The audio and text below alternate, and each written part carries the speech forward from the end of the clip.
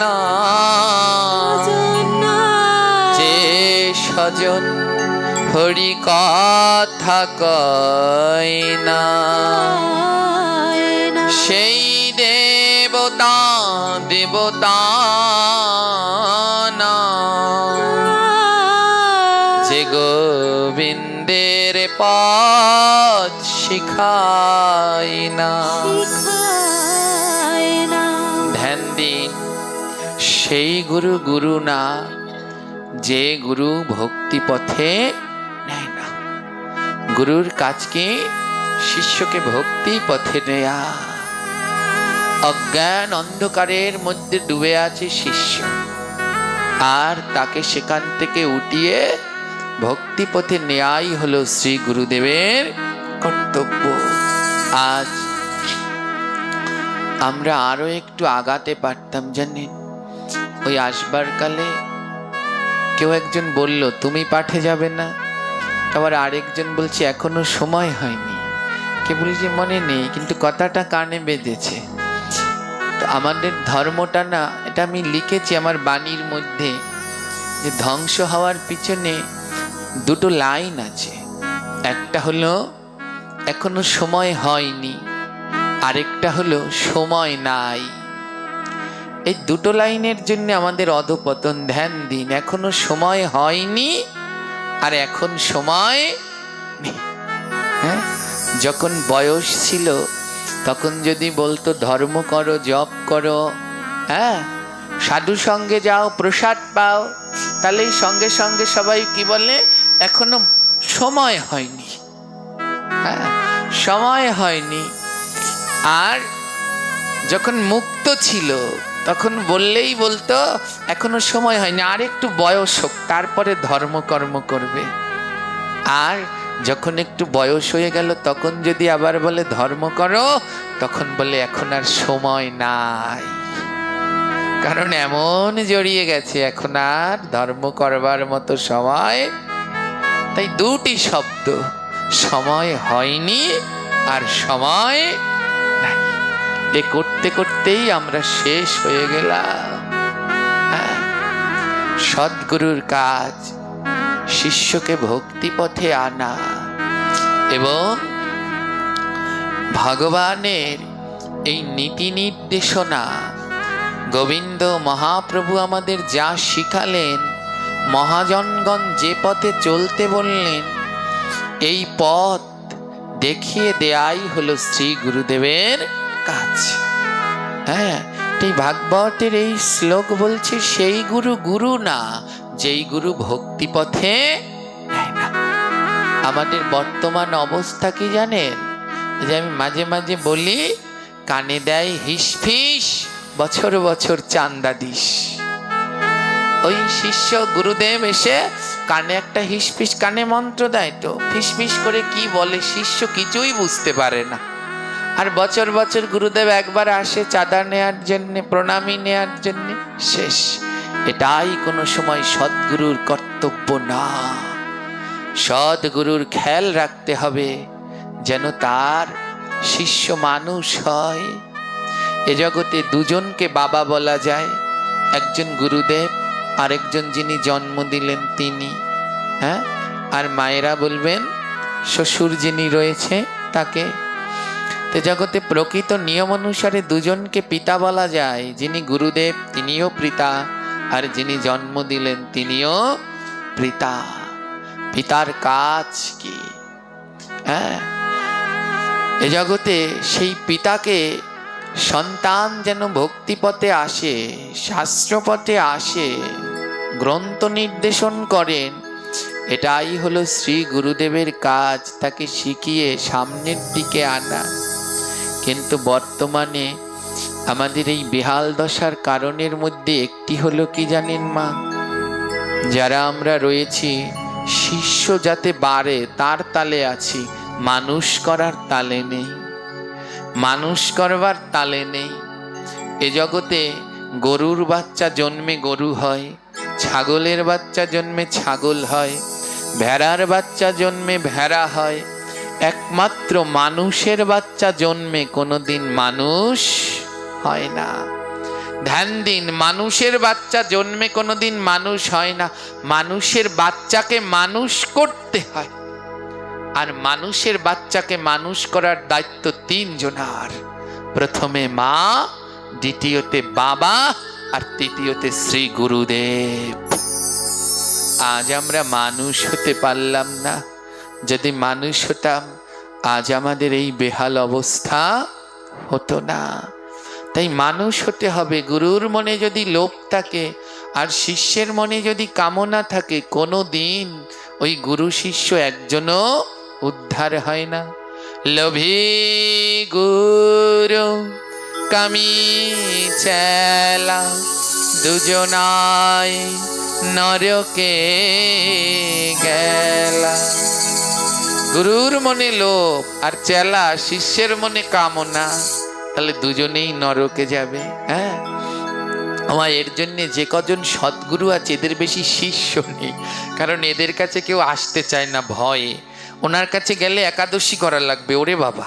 ওনার কাছে গেলে মালা জপ করা লাগবে, না না ওনার দ্বারা নাম নেওয়া লাগবে না। ওনার কাছে গেলে নিরামিষ খাওয়া লাগবে, মনের ভুলেও বুঝি ওই গুরুর কাছে যাও। হ্যাঁ, আর যে গুরু ওই যে বলবে, মাঝে মাঝে আমি পাঠে বলি না একটা, হ্যাঁ, গুরু এসেছে শিষ্যের বাড়িতে, এবার গুরুর মনের তো লোভ যায়নি, মাছ দেখে লোভ লেগে গেছে। এবার শিষ্যকে বলছে মাছ আনো, শিষ্য বলে আপনি না গুরু গোসাই, আপনি মাছ খাবেন? হ্যাঁ, এবার গুরু শিষ্যকে শিখাচ্ছে, তুমি জানো মাছের মধ্যেও নিরামিষ মাছ আছে, নিরামিষ মাছ খেলে কোনো অসুবিধা হয় না। শিষ্য তো সহজ সরল, উনি তো আর অত ভালো বোঝে না। শিষ্য বলে মাছ আবার নিরামিষ হয়? গুরুদেব বলবে শুনবে, বেদে লেখা আছে। শিষ্য তো লাভ দিয়ে উঠেছে, ওরে বাবা বেদে লেখা। তা গুরুদেব বলছে তাহলে শোন, আমি সংস্কৃততে বলছি। বলছে কি, রোহিতস্য কাতলস্য মৎস্য রাজা ইলিতস্য গলদাস্য পাবদাস্য এ বচ বোয়ালেস্য মৎস্য মধ্যে এই ষষ্ঠ সর্বদাই নিরামিষ। বুঝতে পারছেন? রোহিতস্য মানে রুই মাছ, কাতলস্য মানে কাতল মাছ। হ্যাঁ, রোহিতস্য কাতলস্য মৎস্য রাজা ইলিতস্য মাছের রাজা, গলদাস্য পাবদাস্য গলদা চিংড়ি আর পাবদা মাছ। এ বচ মানে এবং, বোয়ালেস্য মানে বোয়াল মাছ, মৎস্য মধ্যে এই ষষ্ঠ সর্বদাই নিরামিষ। মাসের মধ্যে এই 6টা হলো নিরামিষ মাছ। শিষ্য তো জুনে যায় যায় বেদে আছে। হ্যাঁ হ্যাঁ, এর জন্যে আমি কি বলি, এরকম অনেক আছে। হ্যাঁ, একটু হলেই কি বলে একাদশী মায়েরা যেটুকু একটু আগাবে, কয়েকটা কুচক্রি আছে, কুচক্রি, ও শয়তানগুলো না মরলে কোনো দিন এ ধর্ম আগাতে পারবে না। যে একটু মায়েরা একাদশী করবে তাদের ভয় দেখায়, সধবা নারী একাদশী করছো, সধবাদের একাদশী করতে। হ্যাঁ, যে পরশু দিনকে আমি আমার ওই ফেসবুকে ওই ভিডিওটা শেয়ার দিলাম। ভারতবর্ষে যতজন শাস্ত্র সুনিপুণ রয়েছে তার মধ্যে একজন বরেণ্য আচার্য শ্রী রাজেন্দ্রজি, তিনি বললেন তার হরিকথার মধ্যে, এতদিন যাবৎ গ্রন্থ বললাম, কোন গ্রন্থে লেখা দেখলাম না সধবাদের একাদশী করতে। ওনার মতো জ্ঞানী পণ্ডিত বললেন। আর যাদের কথা শুনে আপনারা একাদশী বন্ধ করছেন, এরা প্রস্রাব করে একটু জলও নেয় না। হ্যাঁ, অত্যন্ত দুঃখের মা। এইরকম কিছু রোহিতস্য কাতলস্যদের জন্য আজ আমাদের এই অবস্থা। শিষ্য তো ভয় পেয়ে গেছে, বেদে আছে। আমার কলিযুগে বেদ কয়টা জানেন তো? বেদ কয়টা? 4টা তো। কি কি? ঋক, সাম, যজুর, অথর্ব। আর আমি বলি আরো একখানা বেদ আছে, আমি বলি আরেকটা বেদ আছে, ওটার নাম হলো ইচ্ছা বেদ। কোন বেদ? ইচ্ছা বেদ চেনেন? ওই যে রোহিতস্য কাতলস্য মৎস্য রাজা ইলিতস্য গুরুদেব বলছে বেদে আছে, মানে যার যা ইচ্ছা নাই সব বেদে আছে। তার জন্য আমি আরেকটার নাম দিয়েছি ইচ্ছা বেদ। হ্যাঁ, এদের জন্যে আজ আমাদের এই অধপতন। শিষ্য তো আর ওমা অত শত বোঝে না, তিনি তো আর অত গ্রন্থ পড়েননি। আজ ভুল পথ দেখিয়ে আমরা অধপতিত হচ্ছি। তাই দীক্ষা শিক্ষা গ্রহণ করবার পূর্বে বড় সচেতন থাকবেন, যেন এমন শ্রী গুরুদেবের চরণ আশ্রয় করতে পারেন যার চরণ ধরে প্রভুর কাছে পৌঁছে যাবে।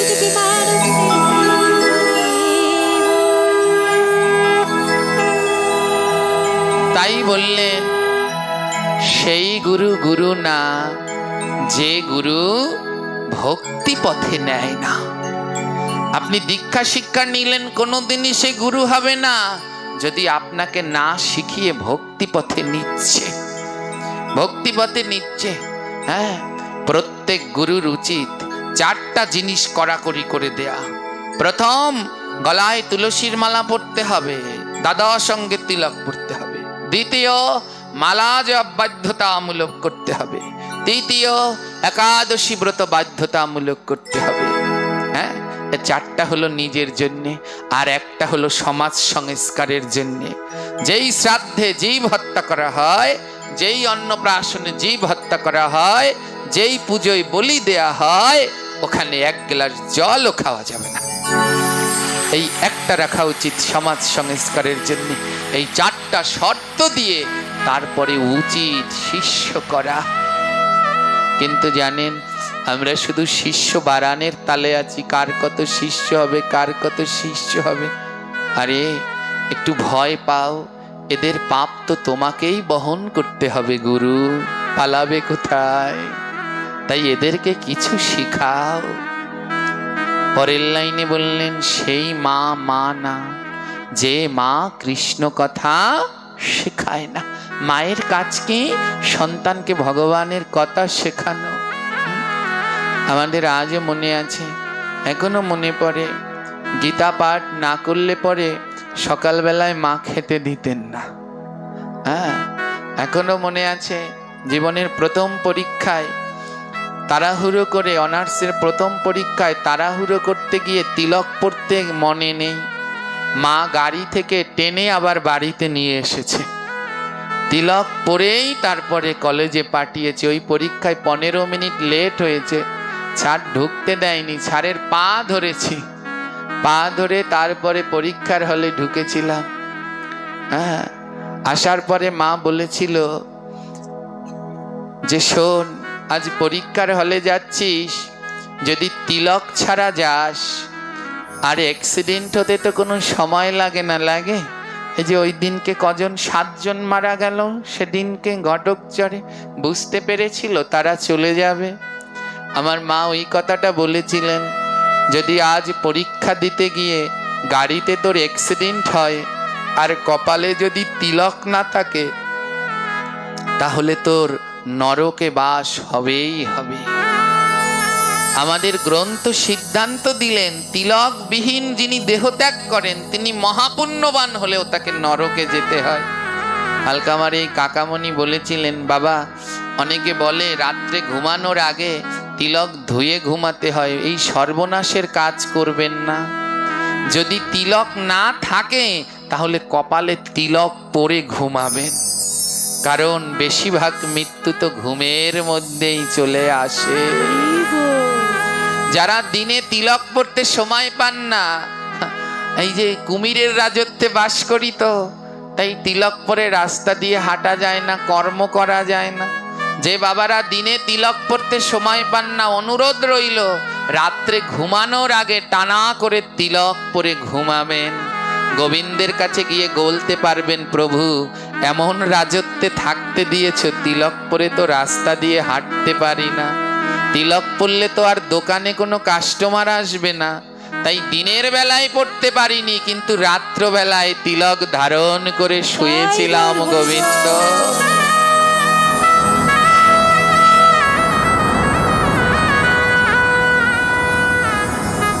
তাই আমার মা সেদিন বলেছিল, আজ যদি কলেজে যাওয়ার সময় তোমার অ্যাক্সিডেন্ট হয় আর কপালে যদি তিলক না থাকে, তুমি যত বড় সাধু হও তোমার নরকে যেতে হবে।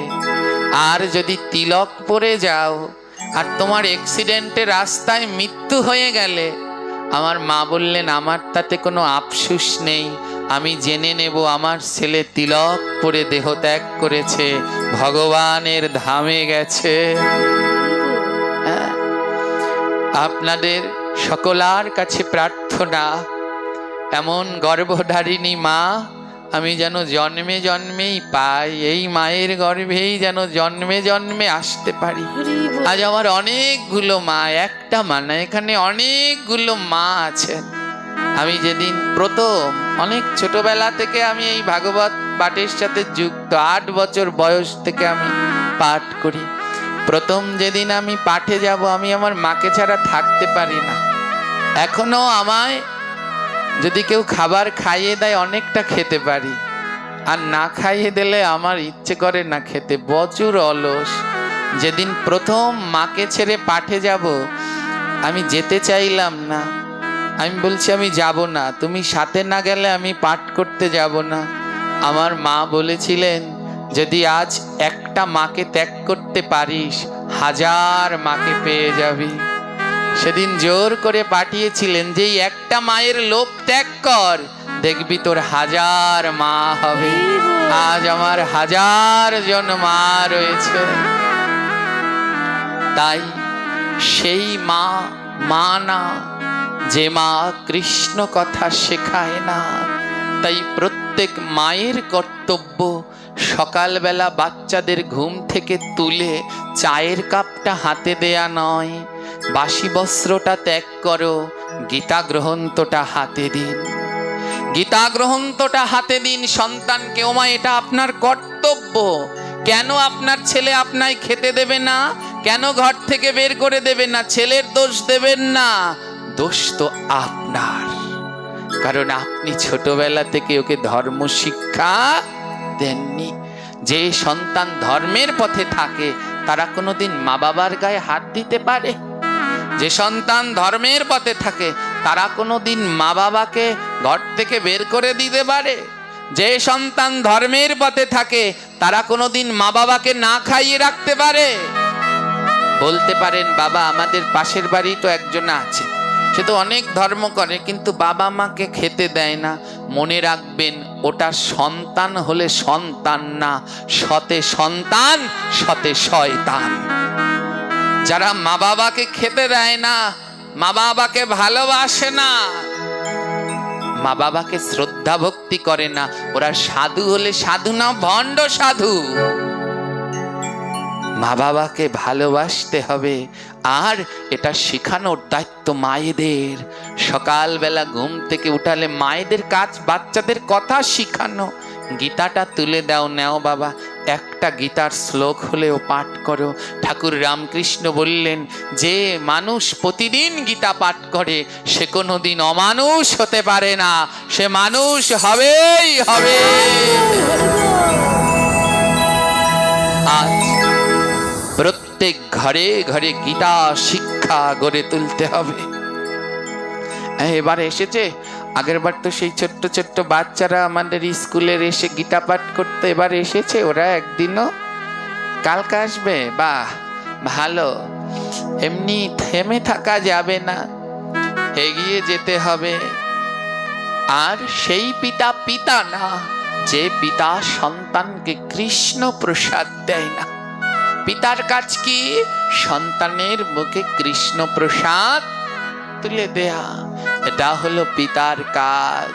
হ্যাঁ, আমরা যেখানেই পাঠ করতে যাই, এই যে গোপালগঞ্জ থেকে এসেছে, এদের একটা ভক্ত আছে, আমাদের ছোট্ট ভক্ত, নাম হলো রাধা। দুটো রাধা, এখানে একটা রাধা, আবার কালামিরদায় আছে ওখানে একটা রাধা, ওটাকে বলি রসগোল্লা। এত সুন্দর শ্লোক উচ্চারণ করে ওই রসগোল্লা। এখনো ভালো মতো কথা বলতে পারে না, জানেন, কৃষ্ণ বলতে পারে না, হরে কৃষ্ণ বলতে পারে না, বলে হরে কৃষ্ণ কৃষ্ণ। মানে এত সুন্দর, এখনো কণ্ঠে কথা ভালো মতো ফোটেনি, কিন্তু মা কৃষ্ণ ভক্ত শিখাচ্ছেন সন্তানদেরকে ভগবানের বাণী, অমৃতময় কথা। হ্যাঁ, আরেকজন আছেন এই যে গোপালগঞ্জে, ছোট্ট রাধা, সব জায়গায় চলে আসে, গোবিন্দের প্রসাদ ছাড়া পাচ্ছে না। এ কিসের জন্য সম্ভব হলো? কারণ এদের মাতা পিতা কৃষ্ণ ভক্ত। এমন কৃষ্ণ ভক্ত মাতা পিতার চরণে এই অধম শত অনন্ত কোটি দণ্ডবত প্রণাম জানায়।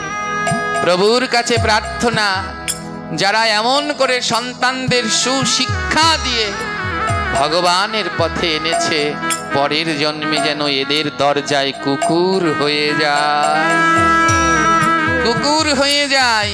এ জন্ম চাই না প্রভু। যে জন্ম পেয়ে তোমার প্রসাদ পাবো না, সে জন্মের দরকার নেই।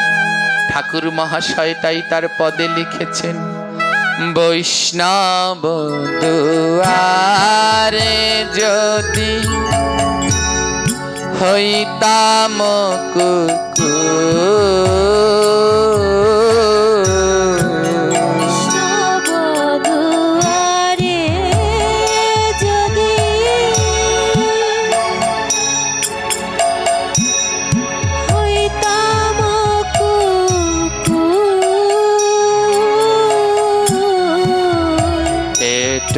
দিয়া ধরাইত বৈষ্ণব ঠাকুর, দিয়া ধরাইত বৈষ্ণব ঠাকুর। প্রভু, যে জন্ম পেয়ে তোমার নাম করতে চাই না, যে জন্ম পেয়ে তোমার প্রসাদ পেতে চাই না, সে মানুষ জন্ম আমার লাগবে না, তার থেকে তুমি আমায় কুকুর করে দিও।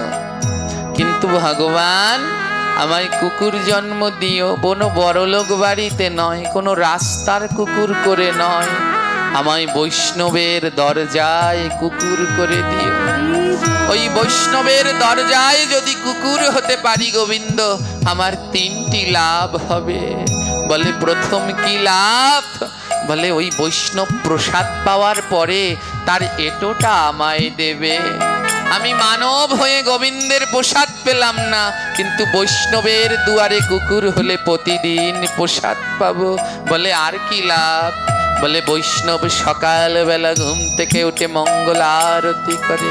তো গোবিন্দ, যদি বৈষ্ণবের দরজায় কুকুর হই না, আমি সকালবেলা ঘুম থেকে উঠে তোমার মধুর নাম শুনিতে যে পাব, তোমার মধুর হরি বল, হরি বল, শুনিতে যে পাব। বৈষ্ণব দুয়ারে আমি কুকুর হয়ে রব। বৈষ্ণব দুয়ারে আমি কুকুর হয়ে রব। ও প্রভু, বৈষ্ণবের দরজায় কুকুর হলে ওই সকালবেলা বৈষ্ণব ঠাকুর উঠে তোমার নাম করবে, মঙ্গল আরতি করবে, আমি কুকুর হলে ওই নাম শুনতে পাবো। এ মানব জন্ম চাই না, যে জন্মে তোমার নাম শোনা যায় না। এমনও ঘর আছে মা, সকাল হলে ঘন্টা বাজাতে দেয় না, ঘুম ভেঙে যাবে বলে কাশ বাজাতে দেয় না। বলে, ওই বাড়িতে মানুষ করো না, তার থেকে সেই বাড়িতে কুকুর করো, যেই বাড়িতে সকাল বেলায় তোমার নাম শোনা যায়। বলে, বৈষ্ণবের দরজায় কুকুর হলে আর কি লাভ? বলে, কুকুর হয়ে বৈষ্ণব তারে দেব গরা করি। কুকুর হয়ে বৈষ্ণবের দ্বারে দেব গরাগরি। সর্বঙ্গে লাগবে ধুলা আমার দেহ ভরি। সর্বঙ্গে লাগবে ধুলা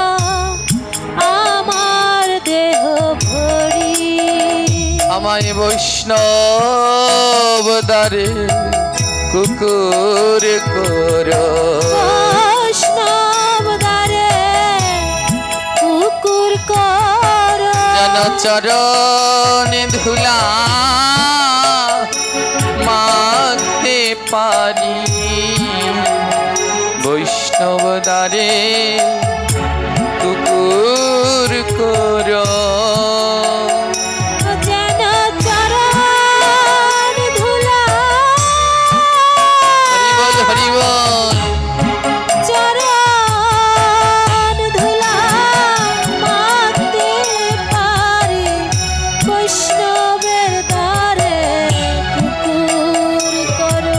যেন তোমার ওই নাম শুনতে পারি, আমায় বৈষ্ণব দ্বারে কুকুর করো। তোমার ওই নাম শুনতে পারি, বৈষ্ণব দ্বারে কুকুর করো। ও প্রভু, আমার এমন মানব জন্ম লাগবে না যে জন্ম পেয়ে তোমার নাম শোনা যাবে না, যে জন্ম পেয়ে তোমার প্রসাদ পাওয়া যাবে না, যে জন্ম পেয়ে ভক্তের ধুলা পাওয়া যাবে না। ও জন্ম চাই না, ওর থেকে কুকুর করে দিও। বৈষ্ণবের দরজায় কুকুর হয়ে রব। এই পাঠের আগে একটা কীর্তন হয় মা, পঞ্চতত্ত্বের কীর্তন। হ্যাঁ, ওর ভিতরে দুটো লাইন আছে। পঞ্চপুত্র সঙ্গে ভজে রায় ভবানন্দ, তিন পুত্র সঙ্গে নাচে সেন শিবানন্দ। এর কাটানের মধ্যে বলছে শিবানন্দের কত ভাগ্য, তার কুকুরে কয় কৃষ্ণ কথা। শিবানন্দ সেন একটা কুকুর পালতো মা, যে কুকুরটা কৃষ্ণ কথা বলতে পারত। বলে অমন জন্ম করে দিও যেন শিবানন্দ সেনের মতো ভক্তের দরজায় কুকুর হতে পারি। বৈষ্ণব দ্বারে কুকুর করো। ওই বৈষ্ণব দ্বারে কুকুর করো। ও প্রভু, এমন ধনজন পুত্র পরিজন দিয়ে কি হবে? ধ্যান দিন মা, এক ভক্ত চরিত্র, অপূর্ব মধুময় এই ভক্ত চরিত্র। মহারাষ্ট্রে, রাজস্থানে অন্তর্গত অম্বর রাজ্যে যেখানকার রাজা ছিলেন রাজা মান সিংহ। সবাই যারা ইতিহাস পড়েন, রাজা মান সিংহ আমাদের সনাতন ধর্মে এক বিশাল অবদান আছে তার। বৃন্দাবন থেকে যখন ম্লেচ্ছগণ বিভিন্ন মন্দির ধ্বংস করে দিচ্ছে, বিগ্রহ ধ্বংস করে দিয়েছে, সেই সময় সেই বিগ্রহগুলো রক্ষার্থে যিনি অগ্রণী ভূমিকা পালন করেছিল তিনি হলেন রাজা মান সিংহ। এই রাজা মান সিংহের ছোট ভাইয়ের নাম ছিল মাধব সিংহ। এই মাধব সিংহ রাজকার্যে বেশিটা সময় দিল্লিতেই অতিবাহিত করত। আর এই মাধব সিংহের রানী, এনার নাম ছিল রত্নাবতী। এই রত্নাবতী রাজস্থানের আম্বারেই থাকতেন। রাজা তো রাজ ঐশ্বর্যের মধ্যে বড় হয়েছে, কোনোদিন ধর্মকর্ম করেনি, কোনোদিন ধর্মকর্ম করেনি মা। হ্যাঁ, যারা রাজ ঐশ্বর্যের মধ্যে বড় হয়, ওই ভগবানের ভক্তিপথের দিকে যাদের জ্ঞান ভক্তি নেই, তারা অত ভগবানকে বলতে পারেন না, বুঝতে পারেন না। রাজ ঐশ্বর্যের মধ্যে বড় তো কি ভগবান, কি প্রভু, কি ধর্ম, কি গ্রন্থ, এসব তাদের জ্ঞান নেই। রানী রত্নাবতী এই পরিবারে, এই অম্বর রাজ্যের পরিবারে কোনো ধর্মচর্চা হতো না, কোনো ধর্মচর্চা হতো না। সারাদিন অর্থ নিয়েই ব্যস্ত। রানী রত্নাবতীও স্বামীতে দিল্লিতে থাকেন, তিনি ওখানে থাকেন। তৎকালীন সময় কঠিন নিয়ম ছিল, আর রাজস্থানে তো এখনো কঠিন নিয়ম। মায়েরা এই পর্যন্ত এক গাদা ঘোমটা দিয়ে থাকেন, এখনো এতখানি লম্বা তাদের ঘোমটা দিয়ে চলতে হয়। আর তৎকালীন সময় তো ছিল আরো কঠিন নিয়ম। নারীদের ঘর থেকে বেরোনো সম্পূর্ণ নিষেধ। ওই রাজস্থানে কোনো কৃষ্ণ ভক্ত ছিল না। ওই রাজস্থানের এক কর্নারে, ওই অম্বর রাজ্যের এক কর্নারে এক কৃষ্ণ ভক্ত বাস করতেন। আমার যেই রাজ্যের রাজা ভক্ত না, সেই রাজ্যের প্রজারা ভক্ত হয়। জোরে বলুন হয়। যে রাজ্যের রাজা অসুর, তাহলে তার সেনা সামন্তরাও কি হবে? অসুর তো হবে, সেটা তো দেখাই যায়। হ্যাঁ, আজ কি হলো জানেন? ওই রাজা তো ধর্মকর্ম করে না, তার সেনা সামন্তরা আর কি করবেন?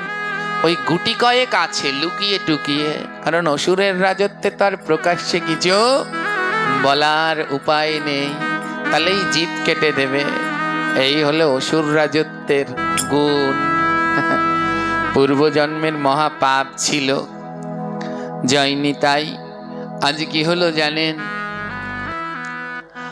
ওই অম্বর রাজ্যের পূর্বকানে এক ভক্ত বসত করে। তাহার নাম দেখো ভক্ত সীতা। তার পতি রুগ্নয়তি, কৃষ্ণ নামে সদামতি। দামোদর তাহার নাম। ওই অম্বার রাজ্যের পূর্ব দিকে একজন কৃষ্ণ ভক্ত পরিবার আছে। ওই পরিবারে স্বামী স্ত্রী দুজন বাস করেন। স্বামীর নাম দামোদর আর স্ত্রীর নাম সীতা। এনারা দুইজন ওই কর্নারে বাস করেন। দুজনেই পরম কৃষ্ণ ভক্ত। কৃষ্ণ ছাড়া তারা কিছুই বোঝে না। কৃষ্ণ নামে সদামতি, নামে ডোবে দিবারাতি। গোবিন্দ বই কিছু নাহি জানে, এক মনে এক ধ্যানে পূজে বৃন্দাবনী। এক মনে এক ধ্যানে সেই বৃন্দাবনের পূজ্য গোবিন্দের নাম গুণগান করে। দামোদর দাস অন্যের বাড়িতে কাজ করে। অন্যের বাড়িতে যা কাজ করে পায়, তাই দিয়েই তাদের সংসার আনন্দে কেটে যায়। তাদের অত বেশি চাওয়া পাওয়া নেই। বা ভক্তদের এ জগতে অত বেশি চাওয়া পাওয়া নেই, থাকতেও নেই। সারাদিন এত কষ্ট করে লাখ লাখ কোটি কোটি টাকা ব্যাংকে ভরলাম, এক পয়সা নিয়ে যাওয়া যাবে কি? জোরে বলুন, যাবে? যা যাবে না তা ব্যাংক ভরে লাভ কি? যতটুকু লাগে জীবন ধারণ করতে সেইটুকু করো, আর বাকি সময়টা আমার প্রভুর নাম করো, ধর্ম পালন করো। যেটুকু লাগবে এ জীবন চালাতে, যেটুকু লাগবে সেটুকু করো। ওর বেশি করে কি করবে? ও তো নিয়ে যেতে পারবে না। হ্যাঁ, আজ সারা বাংলাদেশ ঘুরলে দেখা যায় জমিদার বাড়িগুলো। ওরে বাবা, কি জমিদার বাড়ি মা, কি নকশা, কি ঐশ্বর্য! আজ বাড়িগুলো পড়ে আছে। এক সময় কত দাপট ছিল তাদের, আজ বাড়িগুলো পড়ে আছে, কিন্তু ওই বাড়িতে প্রদীপ জ্বালানোর কোনো বংশধর আর এখন নেই। কি লাভ আছে এসব করে? সেই সময়টুকু আমার প্রভুকে দিও, প্রভুকে ভালোবেসো। জানেন, ওই ঘরের এক কোনায় ওই সীতা, ওই রাজ্যের এক কোনায় সীতা আর দামোদর দাস বাস করেন। তাদের অত ধন সম্পদ নেই। লোকের বাড়িতে কাজ করে দামোদর দাস, সামান্য আয়, কিন্তু তা দিয়ে তাদের আনন্দে সংসার চলে যায়। ও নিয়ে তাদের অত যন্ত্রণা নেই, দিব্যি আছে তাদের। প্রতিদিন ওই যে রামপ্রসাদ বলেছে না তার শ্যামা সঙ্গীতের ভিতরে, মা অতিথি এলে যেন দুটো কাঁসার থালায় খেতে দিতে পারি, যেন তারা বইমুখ না হয়। অমনি করে ওই রাজ্যের পূর্ব কর্নারে ভাঙা ঘরের ভিতরে থাকে এবং অতিথি ভক্ত সেবায় তাদের বড় মন। ভক্ত সেবা ছাড়া কিচ্ছু বোঝে না মা, বড় আনন্দে কাটছে তারা এর জীবন, দিব্য আনন্দে কেটে চলেছে তাদের জীবন। কি হলো জানেন? দিন দিন তাদের দারিদ্রতা বাড়ছে। ভগবানকে পাওয়ার তিনটি লক্ষণ। প্রথম লক্ষণ হলো তাদের কাঙাল বানায়, দারিদ্র বানায়, এটা ভগবানকে পাওয়ার প্রথম লক্ষণ। দ্বিতীয় লক্ষণ, ভগবানকে পাওয়ার প্রিয় মানুষগুলো কেড়ে নিয়ে যায়। আর তৃতীয় লক্ষণ, ভগবানকে পাওয়ার তৃতীয় লক্ষণটা হলো ভক্তের দেহের মধ্যে একগাদা রোগ ব্যাধি দিয়ে দেয়। এটা ভগবানকে পাওয়ার তিনটি লক্ষণ, মিলিয়ে নেবেন। প্রথম লক্ষণ হলো কাঙাল বানিয়ে দেয়, ধন সম্পদ নিয়ে একেবারে নিঃস্ব করে দেয়। হ্যাঁ। দ্বিতীয় লক্ষণ, প্রিয় মানুষগুলো একটা একটা জীবন থেকে কেড়ে নেয়। আর তৃতীয় লক্ষণ, ভক্তের দেহের মধ্যে একগাদা রোগ দিয়ে দেয়। হ্যাঁ, মহাত্মাদের জীবন মিলিয়ে দেখবেন। বৃন্দাবনে এক সিদ্ধ মহাত্মা বিরাজ করছেন, প্রেমানন্দ বাবা। তার দুটো কিডনি আজ 20 বছর ধরে নেই। দেয়া লাগতো, তার এমন কঠিন অসুখ, দেয়া লাগতো কি? ভগবানের তেটা তাকে দেয়া লাগতো না। এটা গোবিন্দ পাওয়ার, রাধারানী পাওয়ার দিব্য লক্ষণ। লক্ষণ কি? তিনি বলেন, আমার একটা কিডনি কৃষ্ণ, আরেকটা কিডনি রাধা। এই কিডনি দিয়ে কেউ বাঁচবে না। দুটো কিডনি, একটা কিডনি বলো রাধা, আরেকটা কিডনি বলো কৃষ্ণ। তাই রাধা কৃষ্ণের চরণ ধরে ভজন করো, দুটো কিডনি না থাকলেও তোমার কিছু হবে না।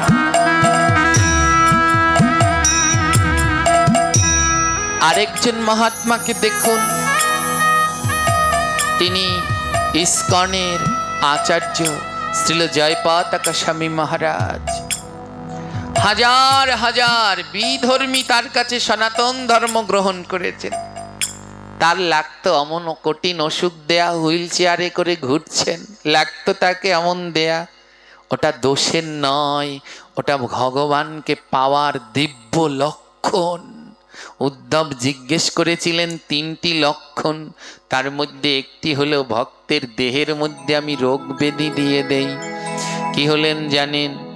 ওই যে দামোদর দাস আর সীতা ওই এক কোনায় বসে ভজন করেন, দেখতে দেখতে না হঠাৎ একদিন দামোদর দাসের প্রচুর জ্বর এসেছে। আর এত জ্বর, হাত পা নড়াতে পারছেন না। ধীরে ধীরে দামোদর দাসের দুটি পা অবাস হয়ে গেছে। পা দুটো এখন আর কাজ করছে না। হ্যাঁ, প্যারালাইজ যেমন হয়, তিনি আর এখন আর দাঁড়াতে পারেন না। গোবিন্দ দুটি পাই কেড়ে নিলেন, এখন আর হাঁটতে পারেন না, কর্ম করতে পারেন না। পাড়া প্রতিবেশীরা সবাই টিটকানি টিপ্পানি মারে, আরে তোমরা নাকি ভক্ত, তা ভক্তদের আবার এত রোগ ব্যাধি কিসের? আরে এ জগতে যারা গোবিন্দকে ডাকে না, ওদের বেশি রোগ নেই, কিন্তু যারা আমার ভগবানকে ডাকবে দেখবেন এদের রোগ ব্যাধির কোনো শেষ নেই। এ দোষের নয়, আপনার গোবিন্দ প্রাপ্তির লক্ষণ। দুটি চরণ কেড়ে নিয়েছে দামোদর দাসের, কিন্তু তাই বলে অভিযোগ নেই। আমাদের শুধু অভিযোগ মা, আমাদের শুধু অভিযোগ। আমি নিজের চোখে দেখেছি জানেন, একটা বাড়িতে ছেলে ইটালি গেছে, গ্রিন কার্ড পায়নি। প্রতিদিন ভগবানকে সেবা দিতেন, এক টুকরো বাতাসা দিতেন। ছেলে ইটালি গেছে, গ্রিন কার্ড পায়নি বলে ওই মা ঠাকুর ঘর জলে ভাসিয়ে দিয়েছে। বলে এ ঠাকুরের পুজো করে লাভ কি, আমার ছেলে ইটালিতে গ্রিন কার্ড হয়নি, একে রাখবো কি? নিজের চোখে দেখেছি জলে ভাসিয়ে দিয়েছে। এর নাম কোনোদিন ভক্তি নয়। আমি বারবার বলি, গোবিন্দকে পেতে হলে প্রথম বিশ্বাস লাগে, তারপরে ভক্তি লাগে, তারপরে তৃতীয় যেটা লাগে তার নাম ধৈর্য। আমাদের ধৈর্যই নেই। অপেক্ষা করো। রোগ হয়েছে, তার জন্য শুধু প্রার্থনা করো, প্রার্থনা করো। কেন প্রার্থনা করবে? আমার গুরুদেব বলতেন ভগবানের কাছে কোনো সময় ছোট কিছু চাইবে না। ছোট চাইতে চাইতে যেদিন তোমার বড়টা লাগবে সেদিন চাইলেও আর দেবে না। তাই সামান্য ছোট জিনিসের জন্য ছোট জিনিস চেয়ে গোবিন্দের কাছে প্রার্থনা করো না, যেদিন বড় জিনিস লাগবে সেদিন কিন্তু আর পাইবে না। জানেন ভগবান দুটো চরণ কেড়ে নিলেন দামোদর দাসের। একে তো কাঙাল ভিখারি, আবার চরণ দুটো কেড়ে নিলেন, কিন্তু তাতে তাদের আফসোস নেই। স্বামী স্ত্রী দুজন মিলে বলে, প্রভু তোমার যা যা লাগে কেড়ে নিও, এ দেহ অঙ্গ প্রত্যঙ্গের যা যা লাগে কেড়ে নিও, শুধু বদনটা কেড়ে নিও না। যা যা আছে সব কেড়ে নিও, শুধু বদনটা কেড়ে নিও না। ও ভগবান, বদনটা, তিনটি অঙ্গ আমার কেড়ে নিও না। আমার বদনটা, আমার কর্ণ আর চোখটা, এই তিনটি অঙ্গ কেড়ে নিও না। বদন ভরে যেন তোমার নাম গাইতে পারি, আর দুই কর্ণ ভরে যেন তোমার নাম শুনতে পারি। অপ্রভু, আমার তিনটি অঙ্গ কেড়ে নিও না, বদন, কর্ণ আর চোখ। যখন তোমার নাম গাইব আর কানে শ্রবণ করব, তখন যেন দুই নয়নের জলে আমি ভাসতে পারি গো।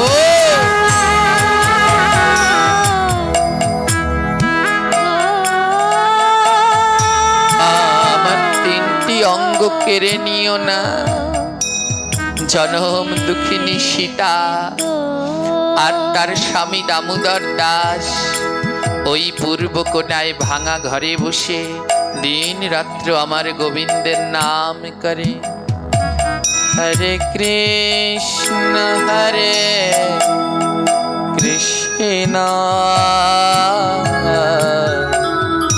কৃষ্ণ কৃষ্ণ হরে হরে, হরে রাম হরে রাম,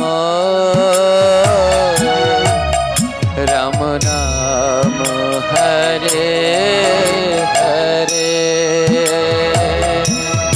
হরে কৃষ্ণ হরে কৃষ্ণ, উচ্চ স্বরে সবাই মিলে কৃষ্ণ হরে রাধে।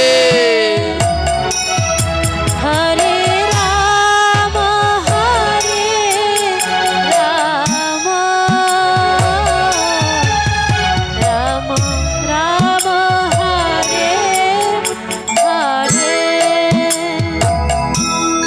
হরে কৃষ্ণ হরে কৃষ্ণ কৃষ্ণ কৃষ্ণ হরে হরে, হরে রাম হরে রাম, রাম রাম হরে হরে। হরে কৃষ্ণ হরে কৃষ্ণ, আগো কৃষ্ণ হরে হরে, হরে রাম হরে রাম, রাম রাম হরে হরে। হরে কৃষ্ণ হরে কৃষ্ণ কৃষ্ণ হরে হরে, হরে রাম হরে রাম, রাম রাম হরে হরে।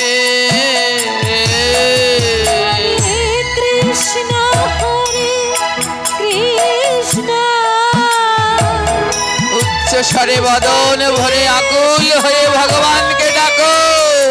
হরে সে দেখো বেলা বেশি নাই, রাম আর আমার ভগবানকে পাওয়ার এই নাম থেকে আর দ্বিতীয় পথ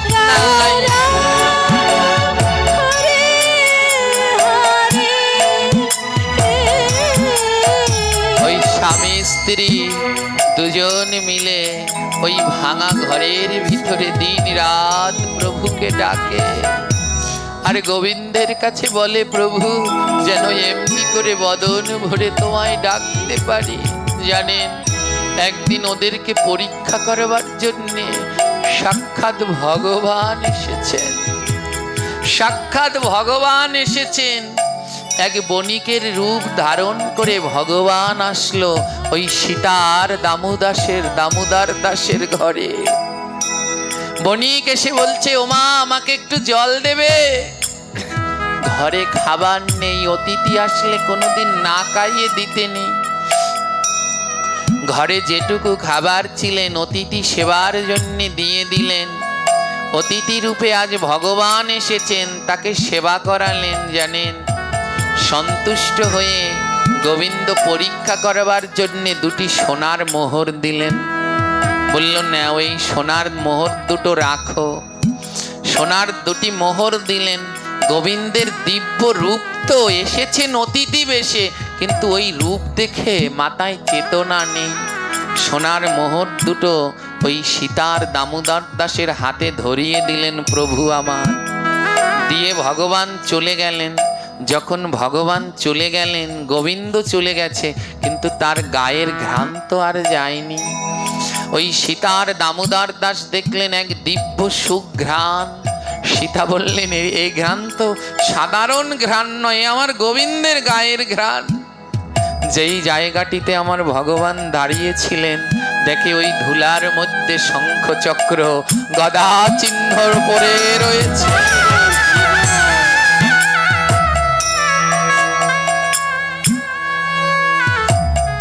দেখে ওখানে প্রভুর চরণ চিহ্ন পড়ে রয়েছে।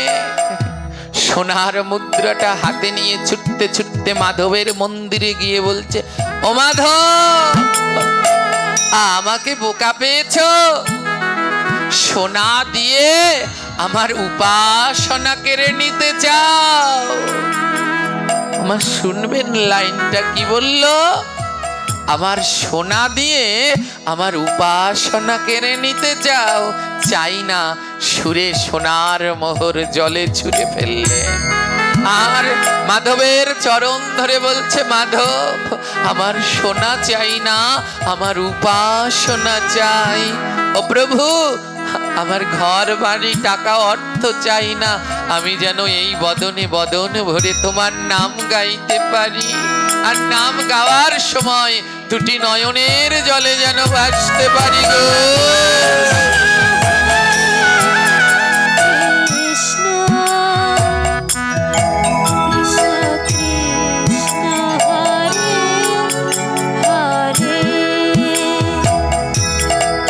হরে রাম হরে রাম, রাম রাম হরে হরে, হরে কৃষ্ণ হরে কৃষ্ণ, কৃষ্ণ কৃষ্ণ হরে হরে, হরে রাম হরে রাম, রাম রাম হরে হরে। কৃষ্ণ হরে কৃষ্ণ, ওজি দুটি নয়নের জল দিয়ে আমার প্রভুকে ডাকো। হরে রাম হরে রাম, রাম রাম হরে হরে। এক পাশে দাঁড়িয়ে বৈষ্ণব কবি বলছেন, ভক্ত নাম করার সময় দুটি নয়নের জল দিও। বলে কেন? কারণ নামে নামি নামে আমার গোবিন্দকে যদি গোলক বৃন্দাবন থেকে নামাতে চাও, তাহলে নাম ছাড়া উপায় নাই। ওই নামে নামি নামবে কখন? বলে একটা নৌকা পাঠাতে হবে। তোমার এই হৃদয় মাঝারে একটা নৌকা পাঠাতে হবে। ওমা, জল না থাকলে কোনোদিন নৌকা চলে? জোরে বলুন, চলে? বলে দুটির নয়নের জল দাও আর নাম নামক নৌকা পাঠাও। নয়নের জলে আর নামের নৌকায় গোবিন্দ তোমার কাছে ধরা দেবে।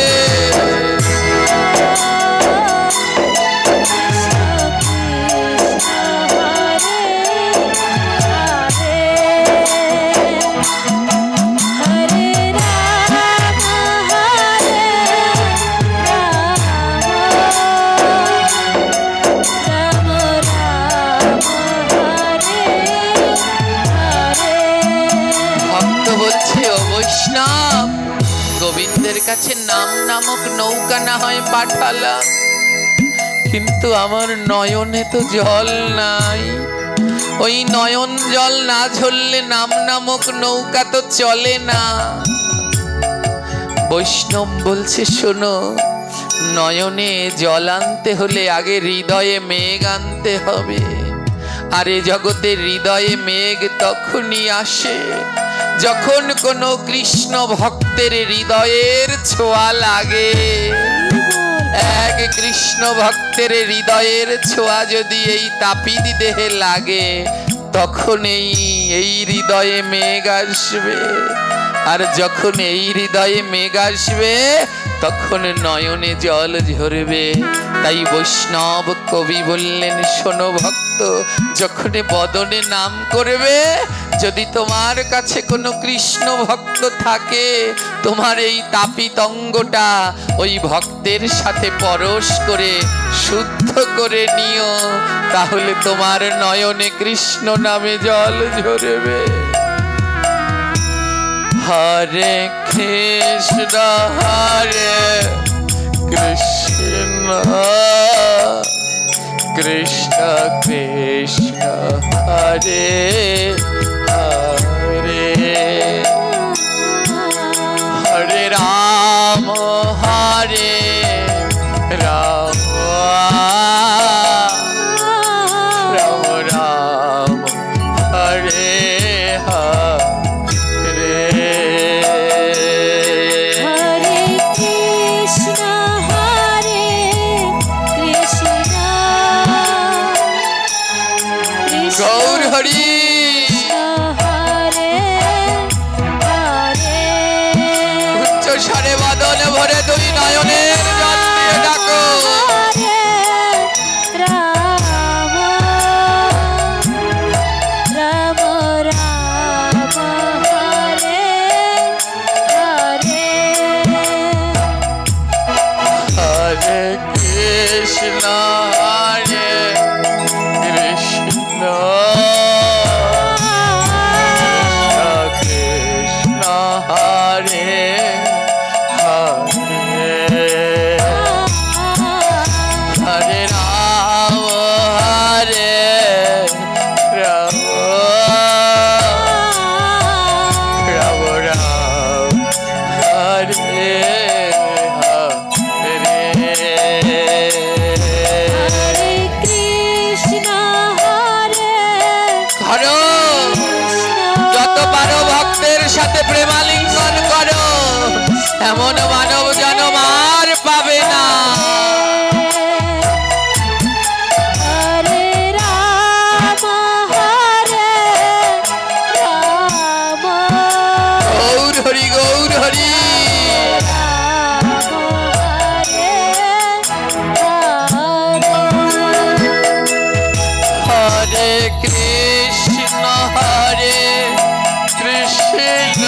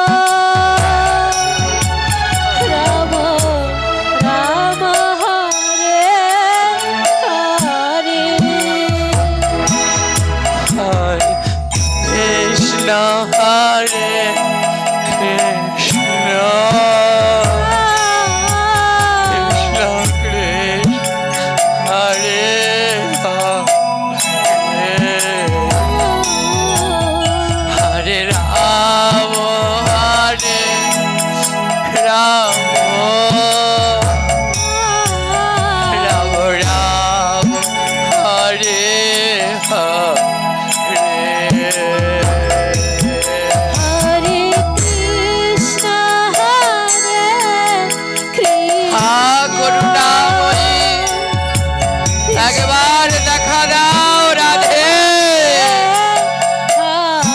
এ জীবন চলে যা। হরে রাম হরে রাম, রাম রাম হরে হরে। হরে কৃষ্ণ হরে কৃষ্ণ, কৃষ্ণ কৃষ্ণ হরে হরে, হরে রাম হরে রাম, রাম রাম হরে হরে।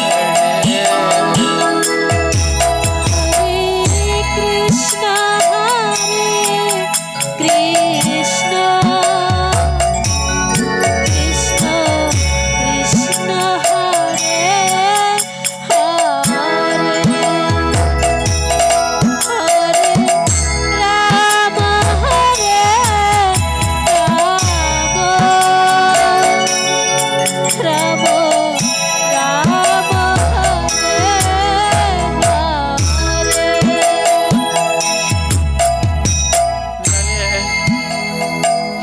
ভক্ত সীতা আর দামোদর দাস ওই ভাঙা ঘরের ভিতরে অহর নিশি দুটি নয়নের জলে প্রভুকে ডাকে। খাওয়া নেই, দাওয়া নেই, অসুস্থ স্বামী। সীতা মনে মনে বলছে, হ্যাঁ আমি না হয় এমনি করে কাটালাম, কিন্তু আমার স্বামী তো অসুস্থ, ওনার জন্য তো খাবারের দরকার। লোকের বাড়িতে ভিক্ষা করব না, কাজ করে খাবো। শুনেছি আমাদের রাজ্যের রানীমা রত্নাবতী নাকি বড় দয়াময়, তার নাকি অনেক দয়া। যাই তার বাড়িতে যদি একটা কাজ পাই। কাঙালিনী সীতা রানী রত্নাবতীর কাছে গেলেন, রানীমায়ের কাছে সব কিছু খুলে বললেন। রানীমা বললেন, বেশ, হে সীতা দাসী, আজ থেকে তুমি আমাদের এই রাজপ্রাসাদে কাজ করবে। তোমার কাজ হলো এই রাজপ্রাসাদ, আমাদের ঘরগুলো জলতেনা দিয়ে সুন্দর করে পরিষ্কার করে দেবে। একটা কাজ পেল সীতা, কিন্তু কি আশ্চর্য জানেন, ওই রাজপ্রাসাদে ধন সম্পদ সব আছে মা, কিন্তু ওই রাজপ্রাসাদে কোনো ভক্ত নাই। আর যদি রাজপ্রাসাদও হয়, সেখানে যদি ভক্ত না থাকে, কোনো কৃষ্ণ ভক্তের কাছে তার রাজপ্রাসাদ মনে হয় না, মনে হয় না। এমন রাজত্বে আছে, নিভৃতে ভগবানকে ডাকারও উপায় নেই। নিজের ধর্মের লোক আসলো একটু সাধু সঙ্গ করতে, আবার কি কুটুক্তিপূর্ণ কথা বলছে জানেন না। কোথায় যাব আমরা জানি না। আজ ওই সীতা রাজবাড়িতে চাকরি নিলেন, কাজের লোকের চাকরি, ঘর মোছা তার কাজ, কিন্তু মনের ভিতরে তার বড় কষ্ট, কারণ ও রাজবাড়িতে একটা সাধুও নাই। সাধু তো দূরের কথা, ওখানে কত আসবাবপত্র, কত কত কি রয়েছে। ওই রাজবাড়িতে একটা ভগবানের ছবিও নেই, একটা ভগবানের ছবি নেই, একটা বিন্দাজিও নেই। ওই ভক্ত সীতা মা, যারা কৃষ্ণ ভক্ত, তারা যদি কোনো জায়গায় গিয়ে দেখে ও ঘরে ভগবানের ছবি নেই, বিন্দাজি নেই, কোনো সাধু নেই, তাহলে তাদের মন টিকবে? ওই সীতার মন টিকছে না, কিন্তু কি করবে, স্বামীর মুখে দুটো খাবার তুলে দিতে হবে। তাই সীতা ওই রাজবাড়িতে কাজ নিলেন। রানীমা যে কক্ষে ঘুমায়, সীতা সেই কক্ষ ঘর মুছতে যায় সকালবেলায়। ওই দাসীদের যিনি প্রধান, তিনি আদেশ করেছেন, শোন সীতা, সকালবেলা আমাদের রানীমা কিন্তু অনেক বেলা পর্যন্ত ঘুমায়। ও ঘর মুছতে গিয়ে যেন কোনো জোরে কথা বলবি না, সীতার দুটি নয়নে জল। ও গোবিন্দ, আমি তো সকালবেলা তোমার উচ্চস্বরে নাম না করে থাকতে পারি না। তাই সীতা কি করে জানেন? সকালবেলা যখন রানীমার ঘরটা মুছতে যান, মুখে একটা শক্ত করে কাপড় বাঁধে। বলে আমার মুখ তো আটকায় না, আমি নাম করতে চাই না, কিন্তু আমার মুখ বারবার নাম চলে আসে। ওমা, এ জগতে যারা ভক্ত তাদের মুখ আটকে রাখা যায় না। কত দমিয়ে রাখবে? যতই চেষ্টা করো, সত্য সনাতন একদিন জাগবেই জাগবে।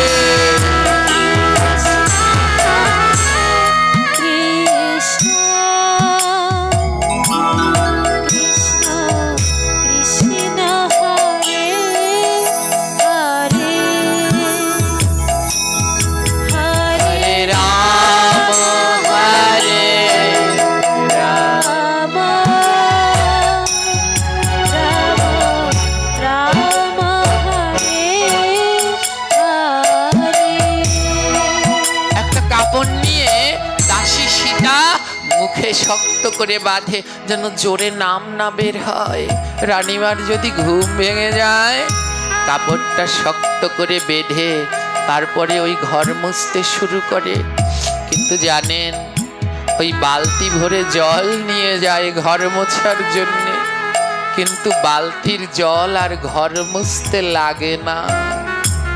প্রতিদিন এক বালতি জল নিয়ে যায় দাসী সীতা, এক বালতি জল নিয়ে প্রতিদিন যায় ঘর মুছতে।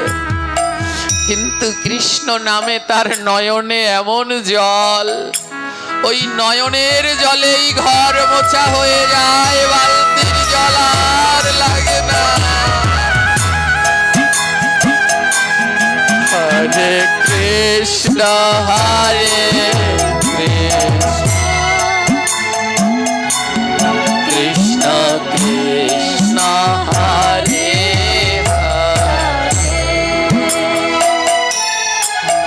হরে রাম হরে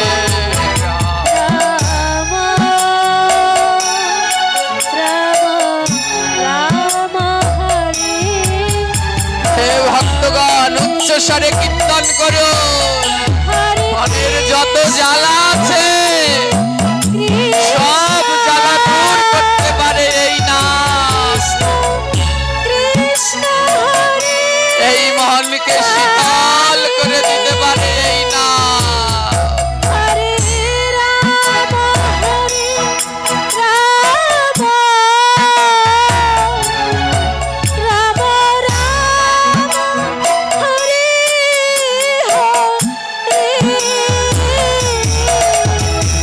কৃষ্ণ হরে কৃষ্ণ কৃষ্ণ কৃষ্ণ হরে হরে হরে রাম হরে রাম রাম রাম হরে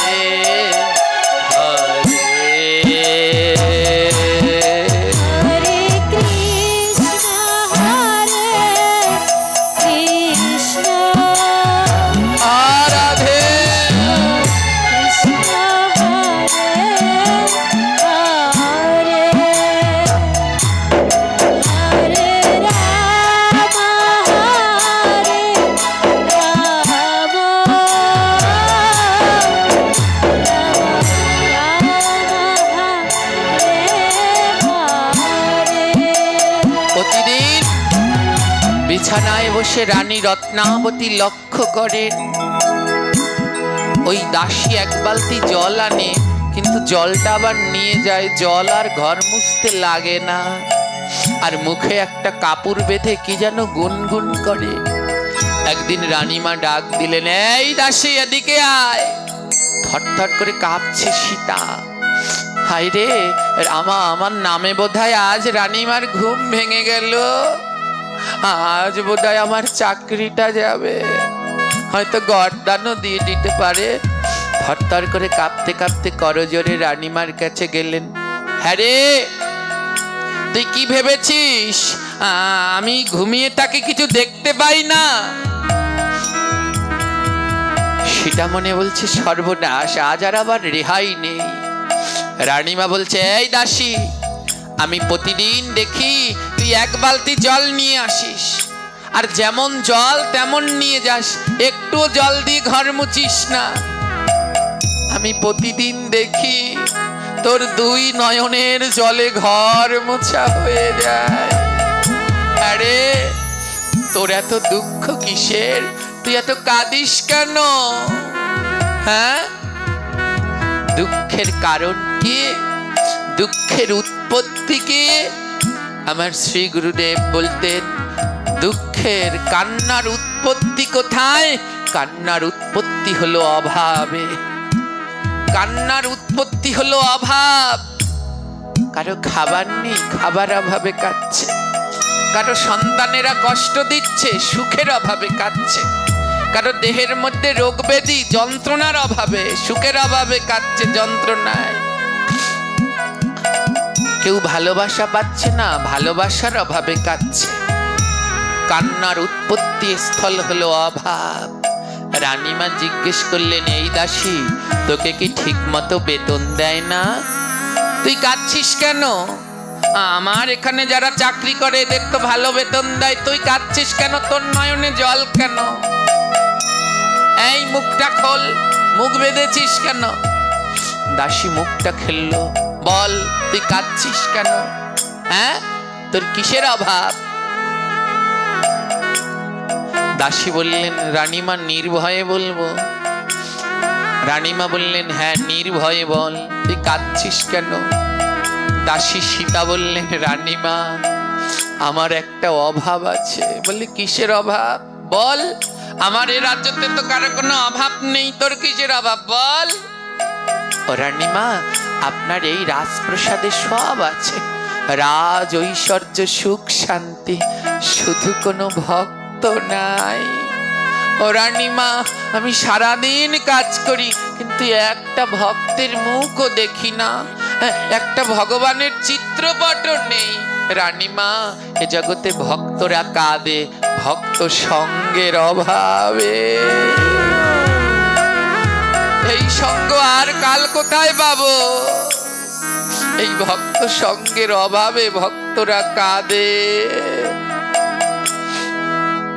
রানীমা থমকে গেলেন, ভক্ত সঙ্গের অভাবে কাঁদে? আরে মুখটা বেঁধেছিস রে, মুখটা বেঁধে রেখেছিস কেন? আর মুখ বেঁধে অমন গুনগুন করে কি গান গাস? সীতা দাসী বলছে, রানীমা, আমার বদন কোনো সময় থেমে থাকে না। আমার বদনটা সারাদিন গোবিন্দের নাম গাইতে চায়। সকালবেলা যদি ঠাকুরকে ডাকলে তোমার ঘুম ভেঙে যায়, তাই মুখের মধ্যে এই বাদনটা দিয়ে নিয়েছি যেন তোমার ঘুম না ভাঙে। ও তা কি গাস, আমাকে একটু শোনাবি? সীতা দাসী বলছে, শুনবে রানীমা, আমি কি গাই? বলে, শোনা, তুই কি গাস? সীতা দাসী গাইতে লাগলেন, হরে কৃষ্ণ হরে কৃষ্ণ কৃষ্ণ কৃষ্ণ হরে হরে,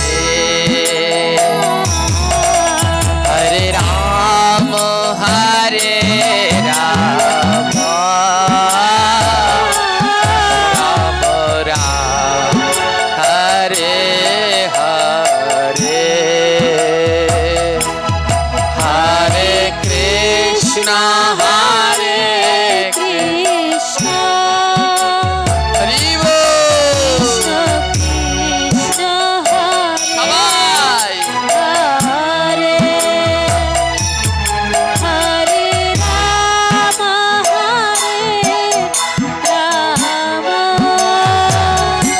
তারা তালি দিয়ে, তালে তালে। হরে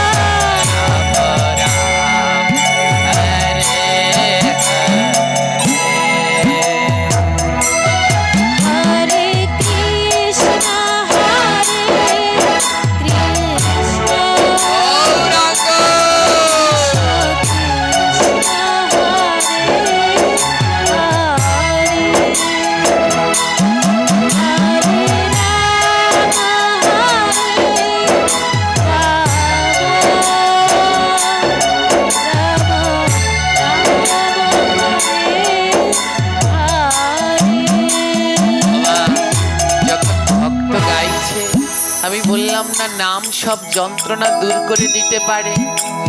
উনি রানী রত্নাবতী, ওনার একটা যন্ত্রণা ছিল। ওনার স্বামী মাধব সিংহ ওনাকে বিয়ে করে ফেলে রেখে চলে গেছে। ওমা, এ যন্ত্রণা তো কারো কাছে প্রকাশ করতে পারে না। এ জগতেরই সবারই একটা না একটা যন্ত্রণা আছে। আর কোন নারীর যদি এই যন্ত্রণাটা থাকে, ওনারই জানে তার হৃদয়ের মধ্যে কত ব্যথা, কত বেদনা। আজ ওই অজান্তে রানীমাও ওই দাসীর সাথে কৃষ্ণ নাম গাইছে। ওমা, এ জগতে যত যন্ত্রণা জেনে নিন, তা দূর করার একটাই উপায়, সে হলো নাম। তার দূর করার একটাই মাধ্যম, সে হলো সাধু সঙ্গ। সাধুর কাছে যাও, নাম করো। হরে কৃষ্ণ হরে কৃষ্ণ কৃষ্ণ কৃষ্ণ হরে হরে হরে রাম হরে রাম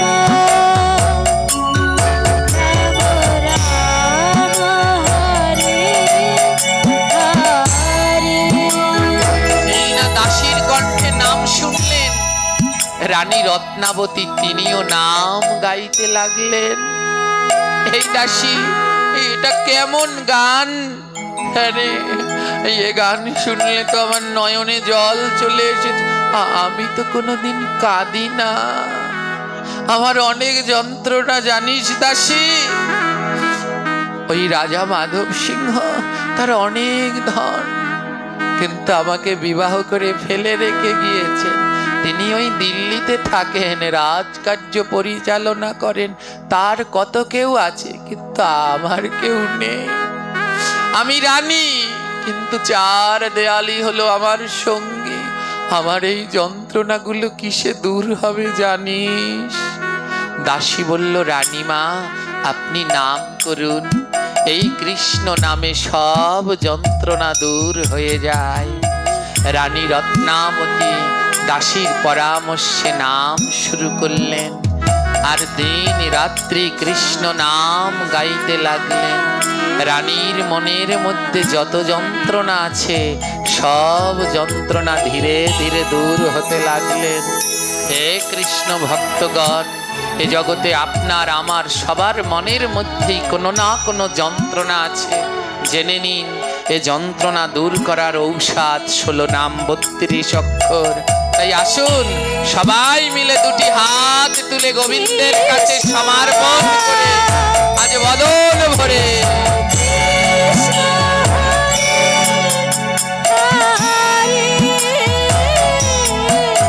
হরে রাম হরে রাম রাম রাম হরে হরে হরে কৃষ্ণ হরে কৃষ্ণ। সবাই দুই হাত উঁচু করে তুলে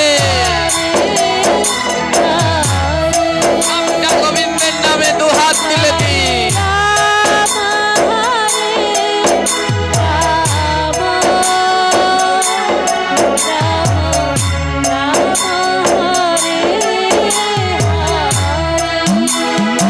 বাবা, ভক্তের সঙ্গ না করলে কোনোদিন ভক্ত হওয়া যায়? জোরে বলুন, যায়। আজ দাসীর সঙ্গ করে দাসী কৃষ্ণ ভক্ত, রানী পরিবর্তন হলেন। রানী পরিবর্তন হয়ে গেলেন।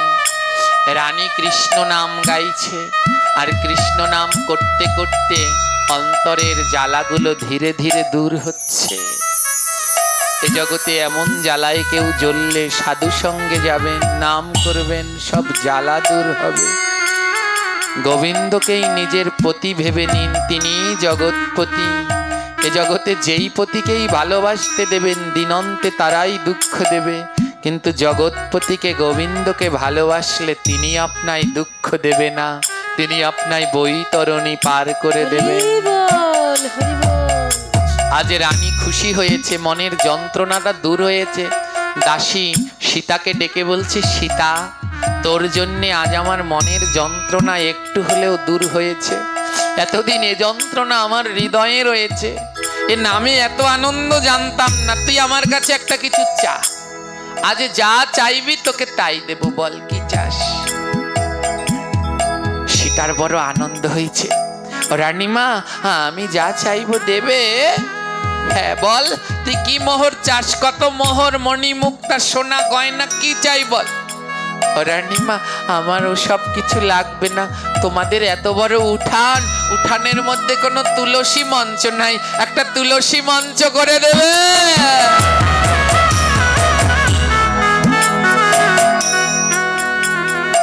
এই হলো ভক্ত।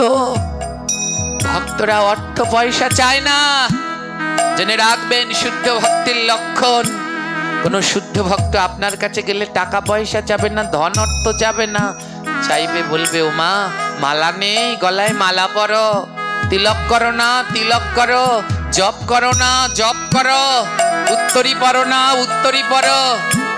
ভক্তদের চাওয়া গোবিন্দ কেন্দ্রিক, অন্য চাওয়া না। আজ দাসী সীতা যদি অডেল ধন চাইতো দিয়ে দিত, বলতো ও লাগবে, উঠানে একটা তুলসী মঞ্চ করে দেবেন।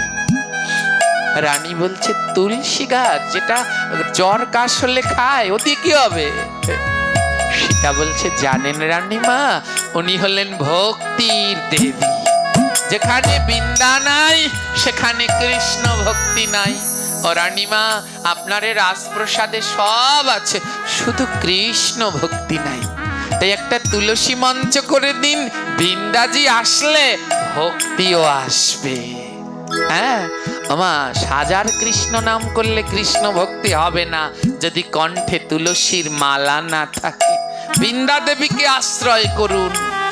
হ্যাঁ, ওই নগর সংকীর্তনে আগের বার গেলাম না আপনাদের বাড়ি বাড়ি, কি দুঃখ আমার দূর করতে হবে মা। বাড়ি বাড়ি গিয়ে কি দেখলাম, সনাতন ধর্মের ঘরের সামনে থাকতে হবে তুলসী মঞ্চ, আর আপনাদের বাড়ির সামনে গিয়ে দেখলাম মুরগির খোপ। বড় দুঃখ আমার। হিন্দু ধর্মের বাড়িতে মুরগি পালা নিষেধ, মুরগি পোষার নিষেধ, ওগুলো পাপ। ওতে কয় টাকা হয়? ও কয়টা টাকার জন্য গোবিন্দ থেকে বঞ্চিত হবেন? পালবেন না, ওগুলো পোষা উচিত না। অনেকে আবার যুক্তি খাড়া করে। কি যুক্তি? আপনারাই দি বলেন জীব সেবা, তাই আমরা মুরগি পালি, জীব সেবা করি।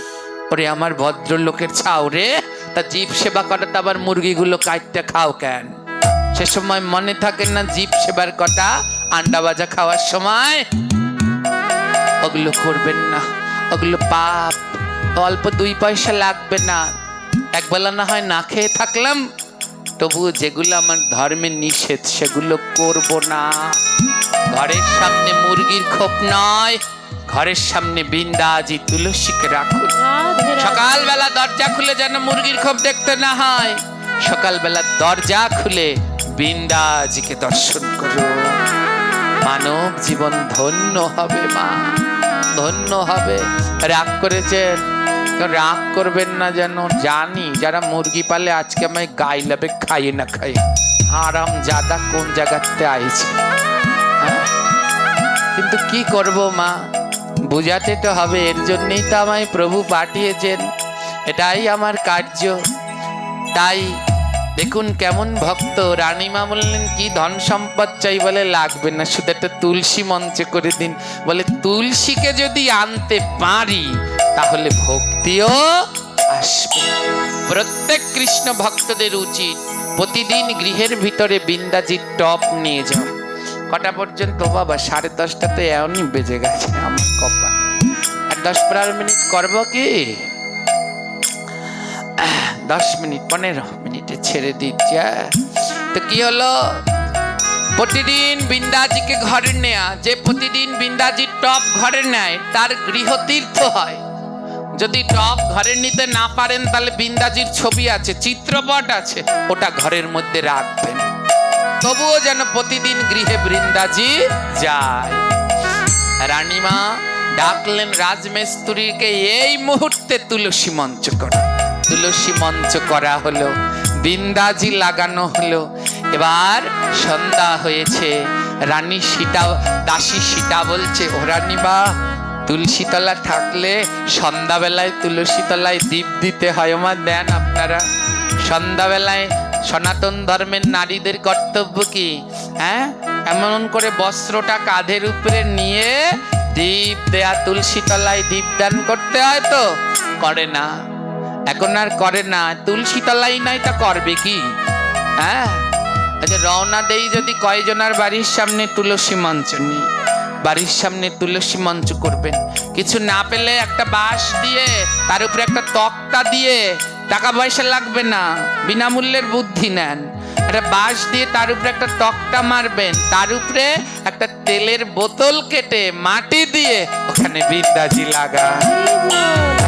তবুও ঘরের সামনে বিদ্যাজিকে রাখুন, রাখুন। মাউনি ভক্তির দেবী। পুরী যাবেন, তীর্থ করতে পুরী যাবেন, গিয়ে দেখবেন সব বাড়ির সামনে সামনে তুলসী মঞ্চ, তুলসী দেবী মাথার উপরে টপ নিয়ে দাঁড়িয়ে আছে যখন তীর্থ করতে যাবেন। এবার বলছে, রানীমা সন্ধ্যাবেলায় বৃন্দা দেবীকে দীপ দিতে হয়, চলুন। হ্যাঁ, এবার রানী যাচ্ছে দীপ দিতে। আমার রানী গোরা যদি যায় তাহলে সঙ্গে সঙ্গে দাস দাসীরা আর বাদ থাকে। এবার দাস দাসীদের ডাকছে, তোরাও আয়, আজ সবাই মিলে বৃন্দাজিকে দীপ দেব। এবার সবাই মিলে বৃন্দাজিকে দীপদান করছে, আর দীপদান করে ঘুরে ঘুরে আরতি করছে। একটা অনুরোধ করি, যারা আমাদের সাথে কীর্তন করেন এদেরও বলি, আর যারা অন্যরা কীর্তন করেন তাদেরও বলি, কোনো সময় তুলসী আরতি বসে বসে করবেন না। এই বেদিটা থেকে মুক্ত হন, মুক্ত হন। কালকেও দেখেছি বসে বসে কোথায় তুলসী আরতি হচ্ছে, এগুলো উচিত নয়, এগুলো পাপ। হ্যাঁ, কোনো সময় বসে বসে তুলসী আরতি করবেন না। এবার রানীমা দাস দাসীদের নিয়ে তুলসী পরিক্রমা করছে সন্ধ্যাবেলায়। হ্যাঁ, কি বলছে জানেন? নমরে নমরে মাইয়া নম মহারানী, নম মহারানী।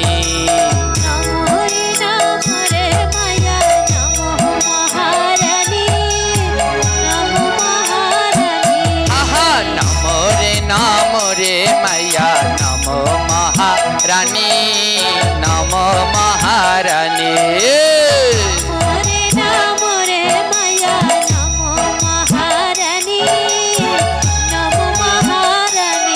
ওকে কি দিয়া পুজিব মাইয়া, পূজা নাহি জানি, পূজা নাহি জানি।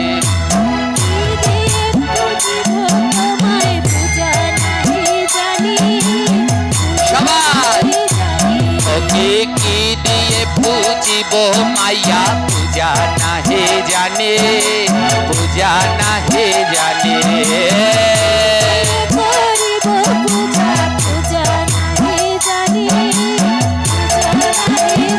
এটা তুলসী আরতি না, এটাই বস দাঁড়াতে হবে।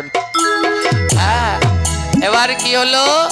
বলছে, ওমা নমরে নমরে মাইয়া নম নারায়ণী, কি দিয়ে পুজিব মাইয়া? ওমা কি দিয়ে তোমার পুজো করব? পূজা নাহি জানি। দাসী কি গাইছে জানেন?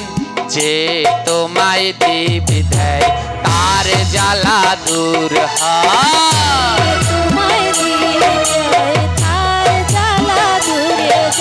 মনের মধ্যে জ্বালা আছে, প্রতিদিন বৃন্দাজিকে দীপ দেন। যে তোমায় দেব দেয় তার জ্বালা দূরে যায়,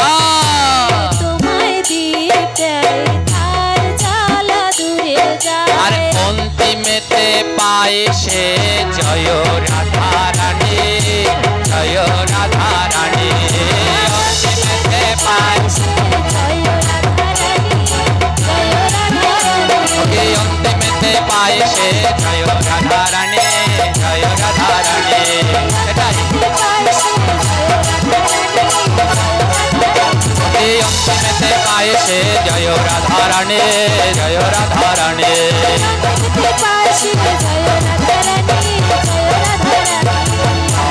ওরে নমরে মাইয়া নম নারায়ণী, নম নারায়ণী।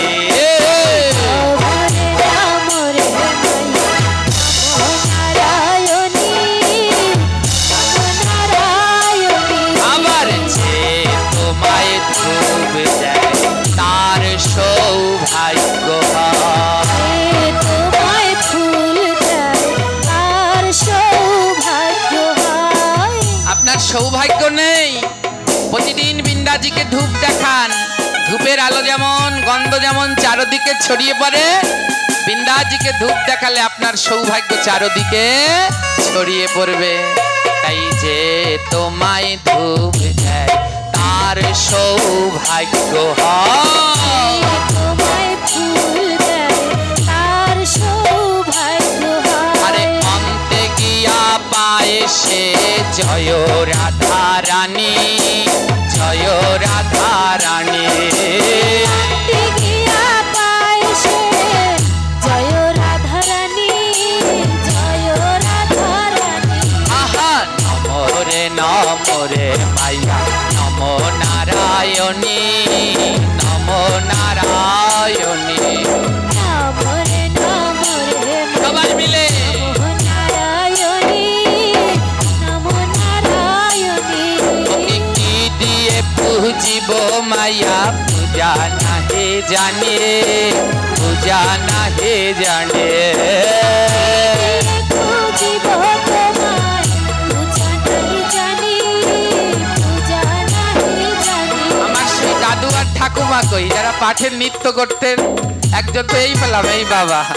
আর সেই মা আসেনি যারা পাঠে দাঁড়িয়ে নৃত্য করতেন, যায়নি তাই। আর কি বললেন? যে তোমায় জল দেয় তার জ্বালা দূরে যায়। তোমায় জল দেয় তার জ্বালা দূরে যায়। যে তোমায় জল দেয় তার জ্বালা দূরে যায়। তোমায় জল অনেক জ্বালা আছে, প্রতিদিন জল দিই। অন্তিমেতে পায় সে জয় রাধা রানী, জয় রাধা রানী। পায় সে জয় রাধা রানী, জয় রাধা রানী। ভক্তি নমরে নমরে মায়া নম নারায়ণী, নম নারায়ণী। নমরে নমরে মায়া নমো নারায়ণী, নমো নারায়ণী। আরে কি দিয়ে পুজিব মায়া, পূজা নাহি জানে, পূজা নাহি জানে। কে দিয়ে খুঁজিব মায়া, পূজা নাহি জানি, পূজা নাহি জানি। আবার যে তোমায় পুষ্প দেয় তার ধন সম্পদ হয়। যে তোমায় পুষ্প দেয় তার ধন সম্পদ হয়। ধন সম্পদ লাগবে। ধন সম্পদ দুই প্রকারের, টাকা পয়সা আবার কৃষ্ণ ধন।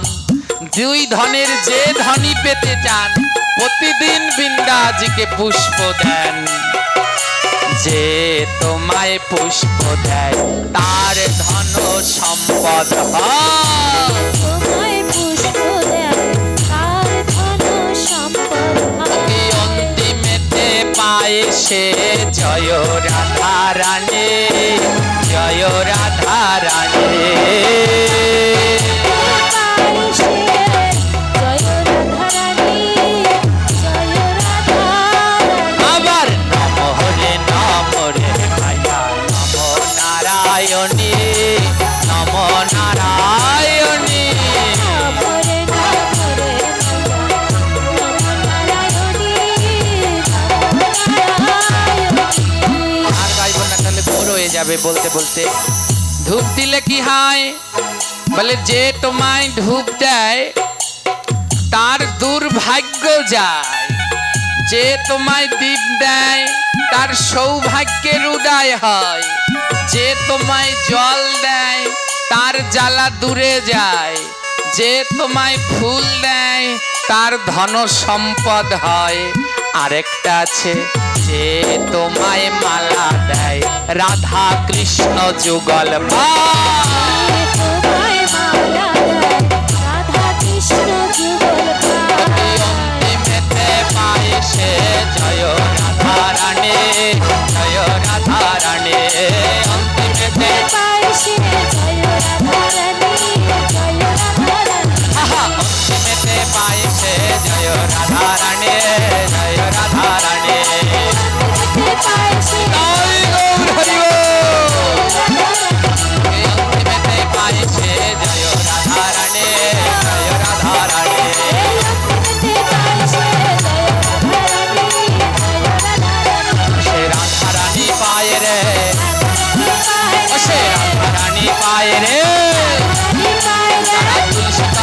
জল দেয় রাধা রানী পায়ে রে, তুলসী তলায় জল দেয় সে রাধা রানী পায়ে রে, নিতাই গৌর হরি বলে রাধা রানী পায়ে রে, তারা জয় জয় দেয় রে, তারা উলু ধ্বনি দেয় রে, শঙ্খ ধ্বনি দেয় রে, জয় জয় দেয় রে, জয় বৃন্দে জয় বৃন্দে জয় বৃন্দে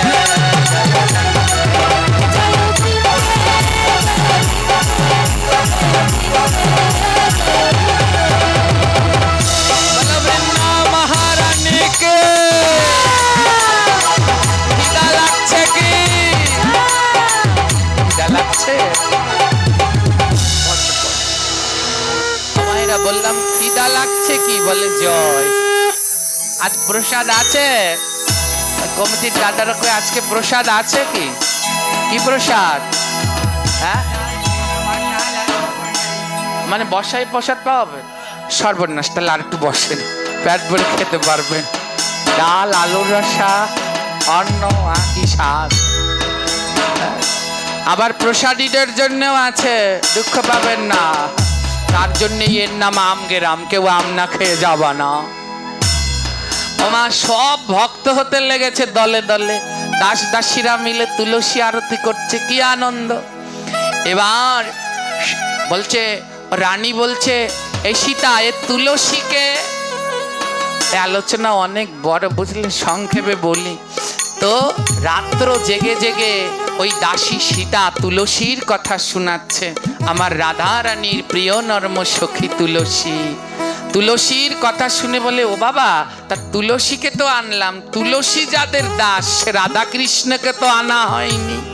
ও সীতা, একটা রাধা কৃষ্ণ আনতে পারবি? সীতার তো আনন্দ ধরে না যে এ বাড়িতে কোনো মন্দির নাই, এবার আলে মন্দির হবে। রানীমাকে বলছে, রানীমা রাধা কৃষ্ণ এনে রাখবো কোথায়? বলে রাকৃষ্ণ তো ভগবান, তা ভগবানকে তো সাধারণ ঘরে থাকতে দেয়া যাবে না, তা একটা কাজ কর, আমি যে ঘরটা থাকি ওটা দামি ঘর, ওটাই দিয়ে দে। এবার রানীমার অন্দরমহল হয়ে গেল মন্দির। দলে দলে ভক্তরা আসছে আর রাধা কৃষ্ণ দর্শন করছে। জয় রাধে জয় কৃষ্ণ জয় বৃন্দাবন, মধুর মধুর বংশী বাজে বৃন্দাবন, আমার শানকুণ্ড রাধা কুণ্ড গিরি গোবর্ধন, মধুর মধুর বংশী বাজে বৃন্দাবন। কেউ উঠবেন না, সবাই বসুন, সবাই বসে পড়ুন। যারা প্রণামী নিতে যাচ্ছে তাদের কাছে দেন, আর সবাই নামবেন না। আগেরবার আমরা ওইখানে পাঠ করতে আসলাম 84 মাঠে, আমাদের সব টাকা টোকা চোরে নিয়ে গেছে। তাই যারা যারা আছেন তারা নামুন, সবাই বসুন, গন্ডগোল করবেন না।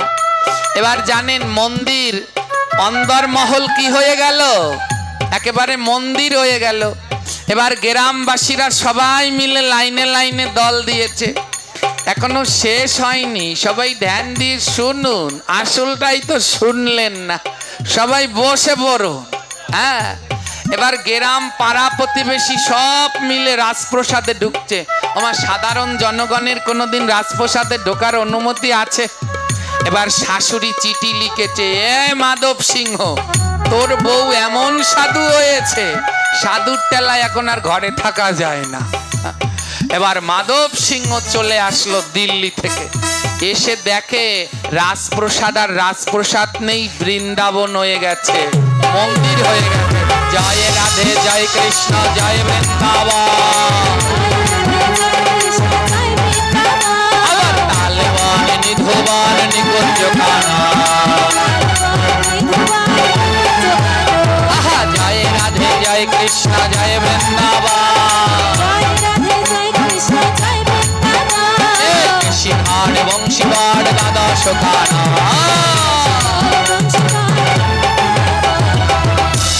মাধব সিংহ যাকে সর্বনাশের মাথায় বাড়ি, এ আনছি কোন হতচ্ছাড়ি। হ্যাঁ, বহুরে বলছে এ কোন হতচ্ছাড়ি আনছি, আমার রাজপ্রসাদ তো সব শেষ। এবার রাজ্যে না ও রাজার পক্ষে আর কেউ নেই, সবাই ভক্ত হয়ে গেছে, দলে দলে সব ভক্ত হয়ে গেছে। এবার মন্ত্রীর কাছে গেছে পরামর্শ নিতে, ও মন্ত্রী এ সব তো ভক্ত হয়ে গেছে, এবার কি করি? মন্ত্রী বলে একটাই বুদ্ধি আছে, রানীকে মারতে হবে। বলে রানীকে মারলে সব প্রজারা তো খেপে যাবে, সব তো তার দলের লোক, মারবো কেমনে? হ্যাঁ, আমার এমন শয়তান রাজা আজও আছে, কারো কারো চোখে বাজে, কারো বাজে না যে। এই রানী যারা হয়েছে জেলখানায় থাকে সে, এমন কৃষ্ণ ভক্ত যারা হয়েছে তারা জেলখানার মধ্যে আটকা রয়েছে। এমন দুষ্ট রাজা এখনো আছে। আজ কি হলো জানেন? বলে রানীকে মারার একটা বুদ্ধি আছে। বলে কি বুদ্ধি মন্ত্রী? বলে বুদ্ধি হলো আমাদের চিড়িয়াখানা থেকে একটা সিংহ আনবো। সিংহ এনে ওই রানী সকালবেলায় গুরু পূজা করে, একটা সিংহ এনে রানীর ঘরে ছেড়ে দেবো, আর ছেড়ে দিয়ে দরজা আটকে দেবো, তালা দিয়ে দেবো, সিংহ রানীকে খেয়ে নেবে। আর শোনেন, শয়তান হলো দুইটা, ওই রানীর গুরু হলো সীতা দাসী, ওই দাসীকেই রানী গুরু বলে মানে। বলে দুটোকেই সিংহ দিয়ে খাইয়ে দেব। বলে তবে তাই কর। এবার একটা সিংহ আনলো, এনে ওই যখন দাসী সীতা আর রানীমা গোবিন্দ সেবায় মগ্ন, ঘরের দরজা খুলে ওই সিংহটা ছেড়ে দিয়েছে, ছেড়ে দিয়ে বাইরে দিয়ে তালা আটকে দিয়েছে। আমার তালা আটকে ওই রাজা মাধব সিংহ মন্ত্রী টন্ত্রী বাইরে বসে তামসা দেখছে। 1 ঘন্টা অপেক্ষা কর, সিংহ একেবারে দুজনকে খেয়ে ছাপ করে দেবে। এবার সিংহ আসছে গর্জন করে, অন্দর মহলের মধ্যে সিংহ গর্জন করে আসছে। এবার ওই দাসী সীতা রানীকে বলছে, রানীমা সিংহ আসছে, তাড়াতাড়ি চলুন পালাই। কিন্তু মা জায়গাটা মন দিয়ে শুনুন, কৃষ্ণ নামে ডুবুন, না ডুবলে তো পাবেন না। এসেছে, ছেড়ে দিয়েছে সিংহ। দাসী সীতা বলছে, রানীমা সিংহ আসছে, তাড়াতাড়ি পালান।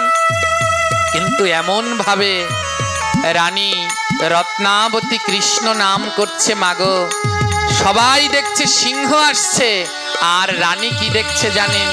ওই দাসী বলছে, রানীমা সিংহ এলো, এবার কি করি?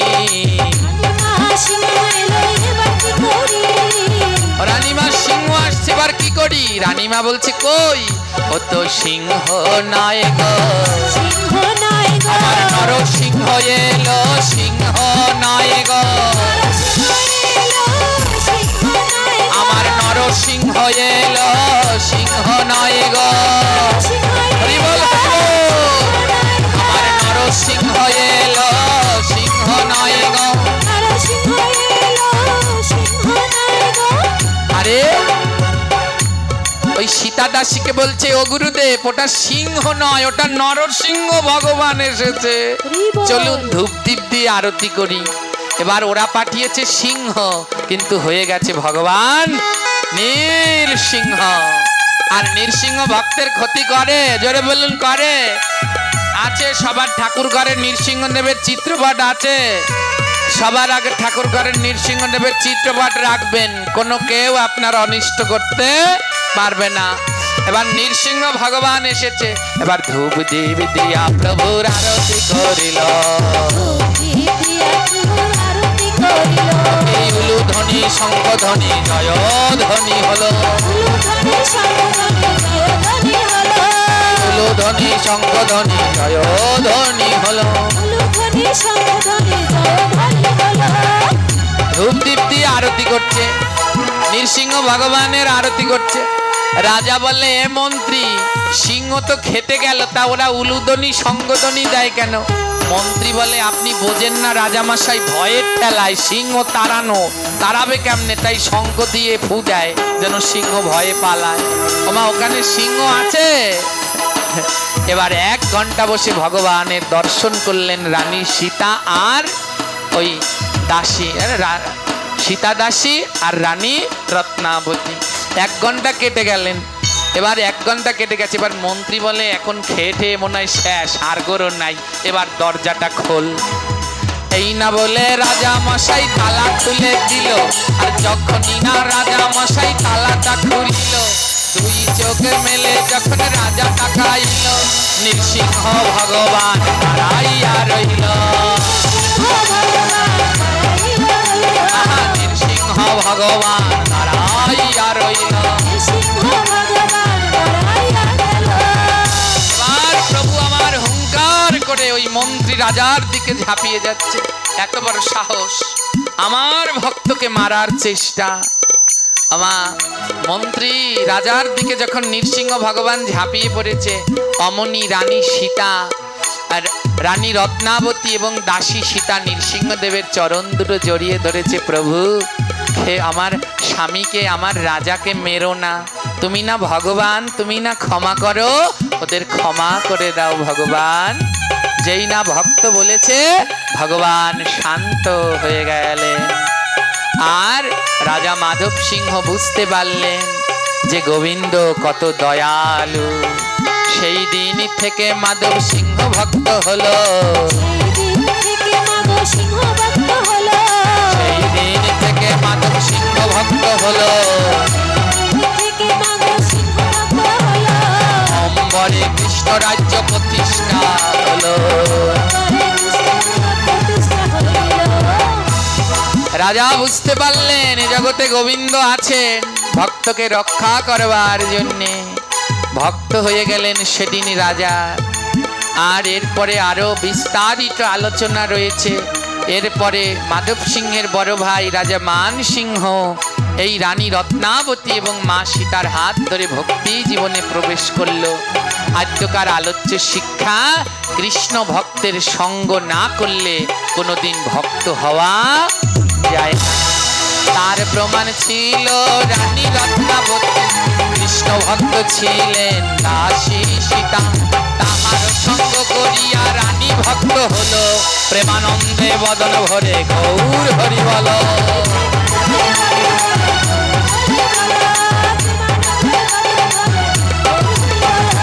এইখানেতে বেশি কথা বলবো না, এবার ছেড়ে দিয়ে যাবো আমার কাব্য আলোচনা। এই যদি থাকে লেখা, কালকে হবে দেখা। আহা, যদি থাকে লেখা, কালকে হবে দেখা। আর এইখানেতে বলে যাই সবাই টাটা বাই বাই।